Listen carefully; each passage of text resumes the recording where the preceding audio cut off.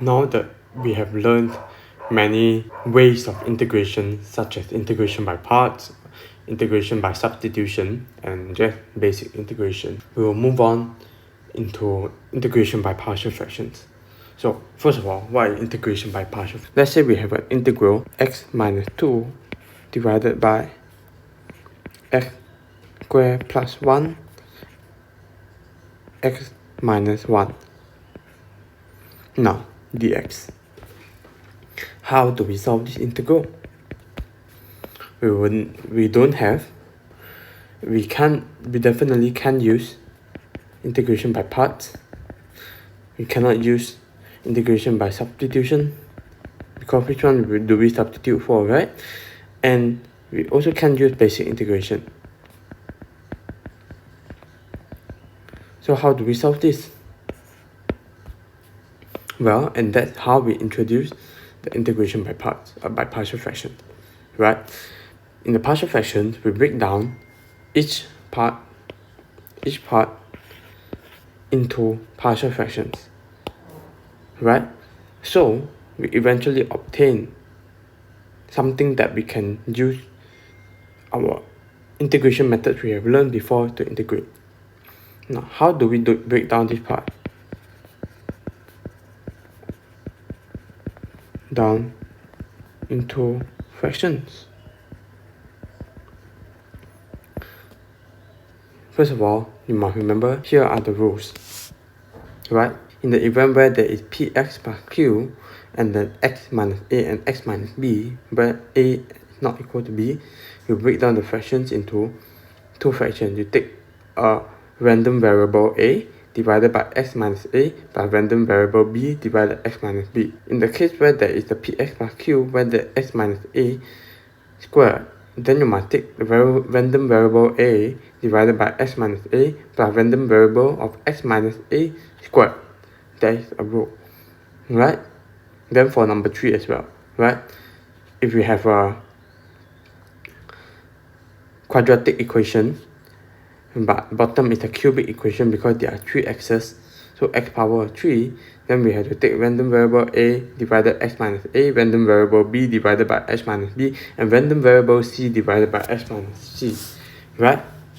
Today, there will be more rules, but today, in our first part of this series videos, I will be only talking about these 3 rules we will be applying.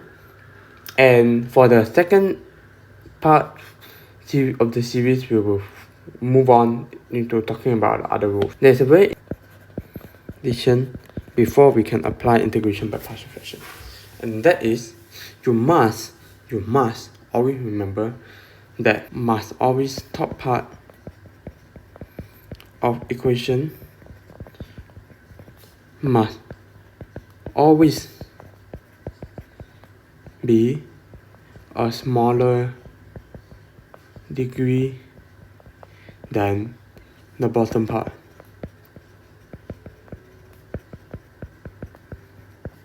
Of the equation,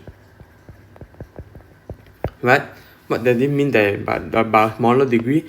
Let's say we have the integral of x squared minus 9 divided by x cubed minus 4, and then you can see 2 is smaller than 3, so this we can use integration by partial fraction.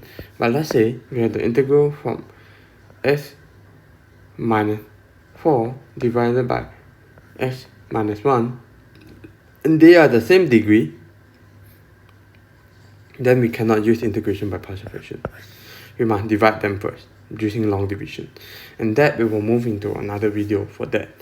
But first of all, always remember the top part of the equation always smaller degree than the bottom part of the equation.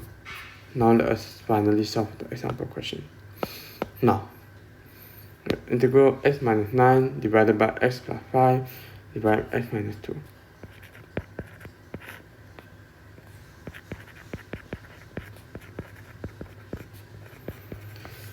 Now, we know, according to the first rule, that we can break it into random variable a divided by x minus a and random variable b divided by x minus b. and it's in the form that we given such. So we can definitely break this into a divided by x minus 5, x plus 5, plus b, x minus 2. Now, how do we find out what our a and b are, right? So here's my trick. I like to take this a multiplied by x minus 2, take like what does a have. So a has x plus 5. In order to form the whole equation, same as here, so we have x plus 5 already at the bottom. So what I want to do is add the x minus 2, right? Then I add b. Since b already has x minus 2, I need to multiply x plus 5 to make it have the same division. Now you can finally start to compare. Okay, we can compare a multiply x minus 2 plus b multiply x plus 5. Compare this part, the top part, compare with x minus 9, right? So what do we do? First, we want to expand the top part. Let us ignore the bottom part. Ignore, right? Expand. So we take a x minus 2 plus b x plus 5. We expand a x minus 2a plus b x plus 5b. And then you collect the x's together and the other variables together. So we collect the x together, x a plus b plus minus 2a plus 5b. And what you will notice here, we want to take the x a plus b equal to 1 because there is only one x, right? So what we take, let me use a different color.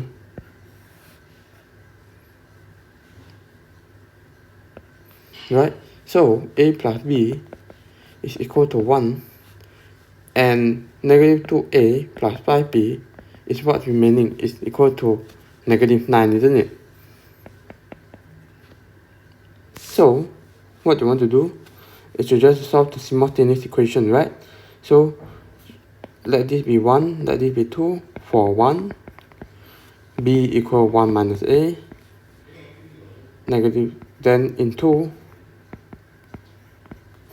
negative 2a plus 5, 1 minus a equals negative 9. So we get negative 2a plus 5 minus 5a equals negative 9. And just solve accordingly, right? So we get negative 7a equals negative 14. And a is equal to 2. And therefore, when a equal to 2, b is equal to 1 minus 2. And therefore, b is equal to negative 1. Right, and there you have it solved, right? So we can just plug these numbers in here, and therefore we can actually solve the equation now, right? So we get integral of 2 divided by x plus 5 plus, okay, minus, because we have negative 1, minus 1 divided by x minus 2 dx. And finally, we can integrate it, right? We can separate the integration first. Minus 1 over x minus 2 dx. And of course, remember that we can always take multiples out. So we can take 1 over x plus 5 dx minus 4 over x minus 2 dx. And what you will get? You will get 2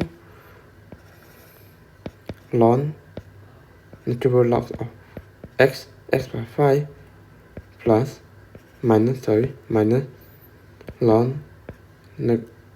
x minus 2 plus c. Always remember the c.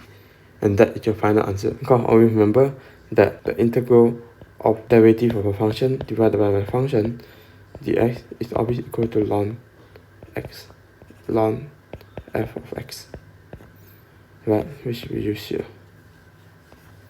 Alright, now moving on. Let's say we have a definite integral from 0 to 1 and x minus 1 divided by x squared plus 3x plus 2.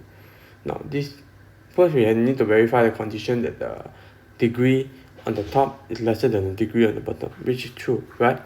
X power 1, while this one is x power 2. So we have no issue. We definitely can use partial fractions here. Now, but you can see that it's a bit more complicated, right? We don't have the partial fractions like above. So how do we solve this?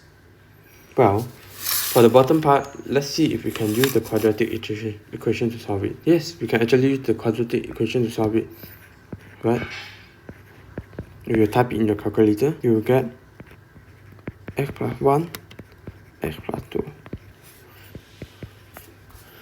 And this part is equal to this part. It's the same, right? That means we can set up our partial fractions now. We get a, here we have, remember, x plus 1 plus b divide x plus 2, right? That's quite simple to set up the partial fraction.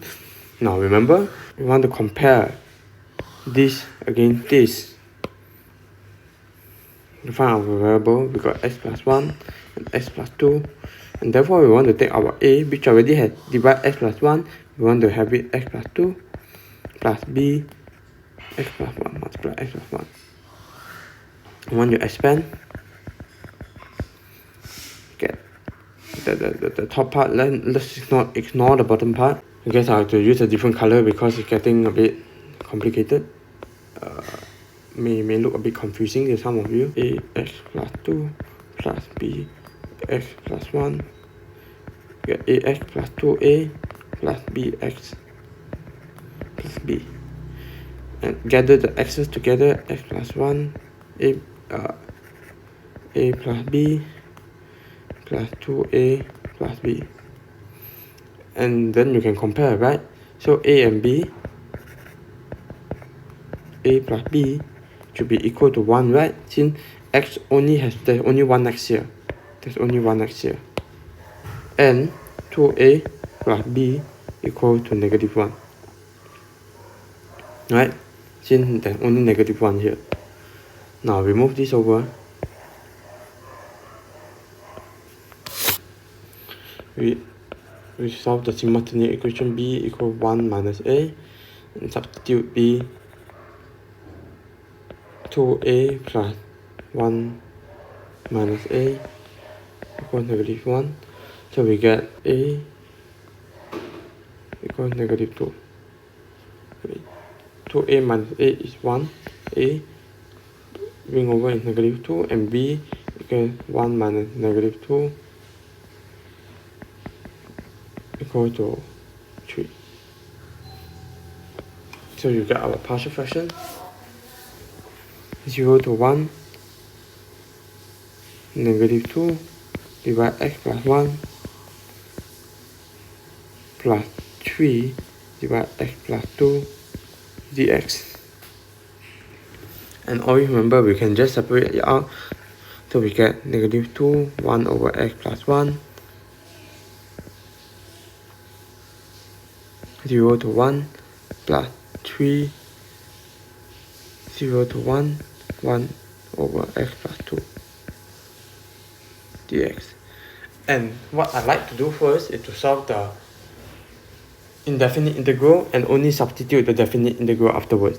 So I get -2 ln x plus 1 plus 3 ln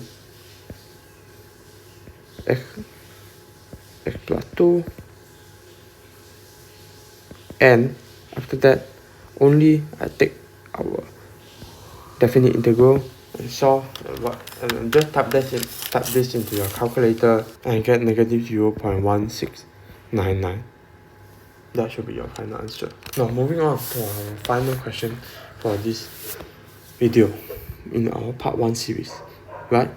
We got the equation 2x divided by x plus 2 squared. First, we need to verify the condition that our bottom part has a larger degree than the top part. And is that true? Yes, once you expand this out, you will get x squared over so you will have second degree x on the bottom and the first degree x on the top. So it verifies the condition. Now let us separate this into our partial fraction. How do we separate? Remember the top part where we said in the event that we have x minus a squared, we need to take x minus a, our random variable a, divided by x minus a plus random variable b, x minus a squared.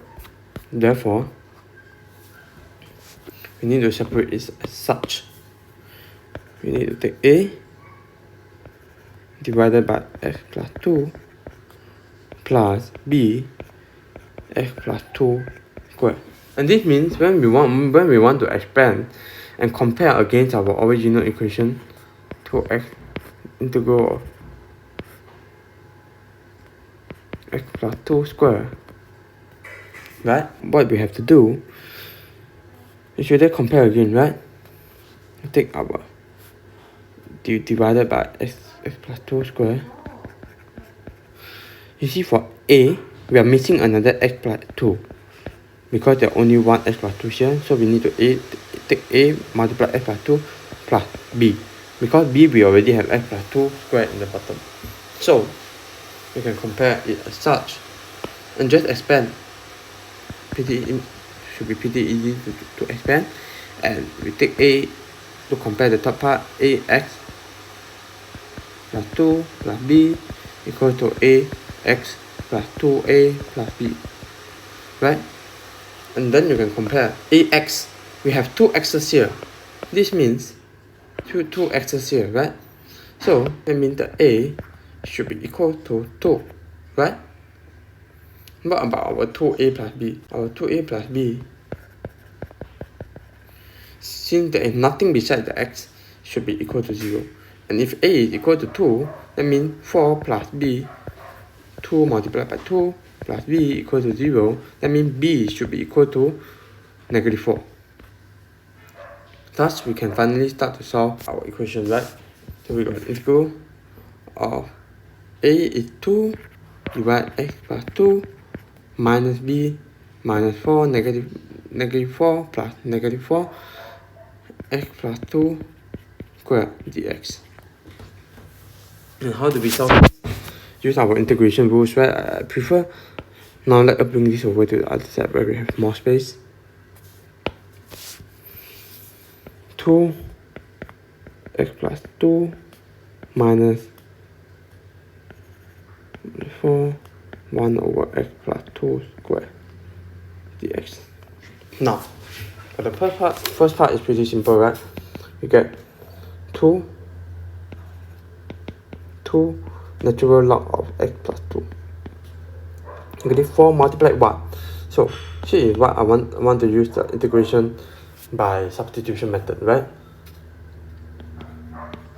So we want to let u equal x plus 2 and du equal to dx. In the if we differentiate x plus 2, we get dx. We will get integral 1 over u squared du.